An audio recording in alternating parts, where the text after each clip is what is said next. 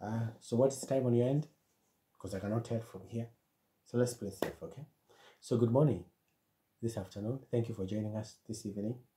Tonight, if this is the first time on our channel, this is Mwalim. Here we solve mathematical problems, but we also talk about creativity, which is necessary in mathematical solutions. So make sure you subscribe, you like our page, but most importantly, you turn off the notification bell so that you're among the first to be notified once we release new videos. Okay, now, have you heard of this Lucifer principle?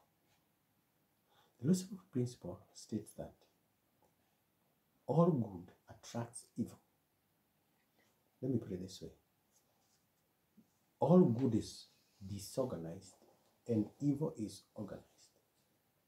Now, as you process that, let me also mention, there's another theory, and this is in philosophy. There's also another theory called golden mean theory, which means that virtue is in between two extremes.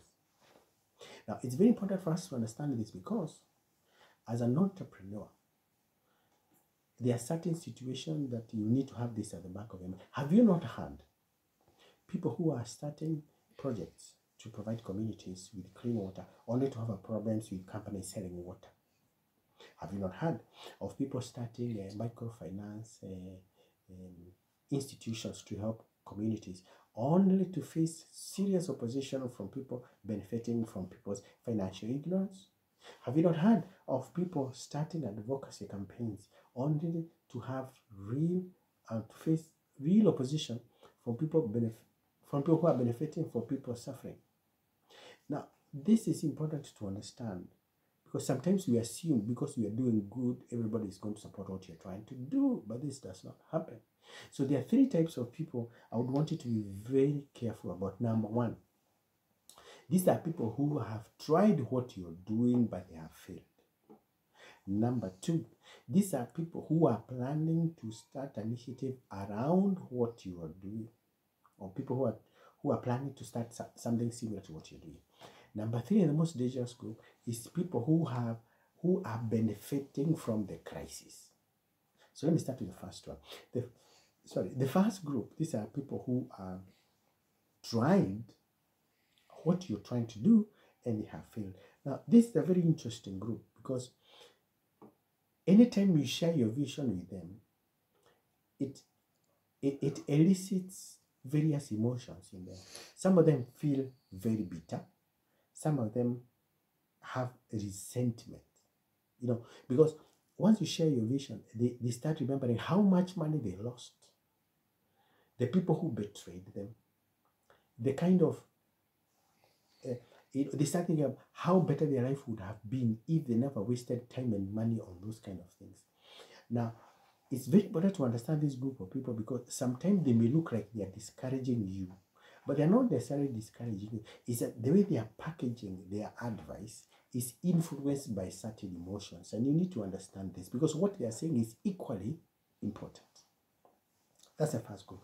Now, the second group is the people who are planning to start something like yours. Now, to them, you are what you could call an early disruptor. So it's like you want to get meat out of their mouth. They were really planning to do something, and then you just come and done it. Now, this is a very dangerous group of people. Number one is because you actually don't know that that's what they wanted to do.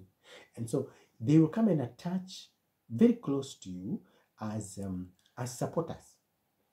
They will look like they really are into what you're trying to do and they are really passionate about what you're trying to do. But this is what they're trying to do. They are trying to learn as much as they can from you in the shortest time possible, more so on what works and what does not work. And these are people who will learn on what works, they update their plans, but they also work. They are also very keen on what does not work for you because that's what they are going to use to push you out of the market. Now, I'm saying this is a very dangerous group because you actually don't know what they want. And so they can hide for as long. And so when you interact with these kind of people, you may want to really protect your ideas. You really need to protect your ideas. Number three, and the most dangerous group, is there people benefiting from the crisis you're trying to solve? This could be leaders in whatever level, whether they are political or not.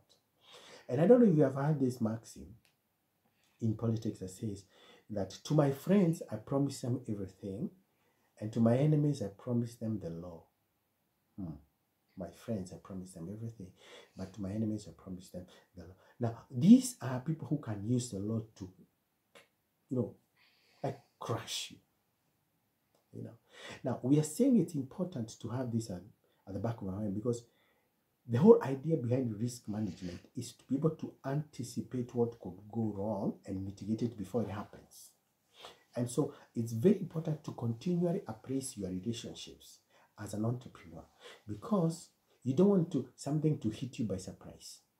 So continually appraise your friends or your associates or your colleagues. I don't know how you call them, because sometimes we confuse between friends and colleagues and acquaintances. So it's very important for you to understand that. But most importantly, the safest way is to protect your ideas. And especially when you're dealing with these people who are benefiting from a crisis, you really need to, if you can be able to introduce a level of collaboration, because you see, these are people with the financial muscle, they can actually finish you. And so you really need a bit of wisdom in the way you handle it. And so for introduce more of collaboration and show them the long-term benefits. Probably you might get their support.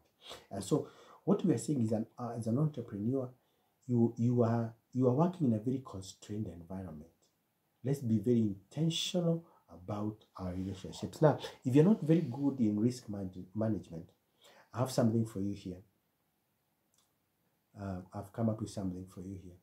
And as you can see, and all we need to do, because the challenge could be at a personal level, also at an organizational level, what we need to do is you need to call us, and then we're going to give you a small dose, and you'll be well on your way into becoming a better risk manager. See you soon.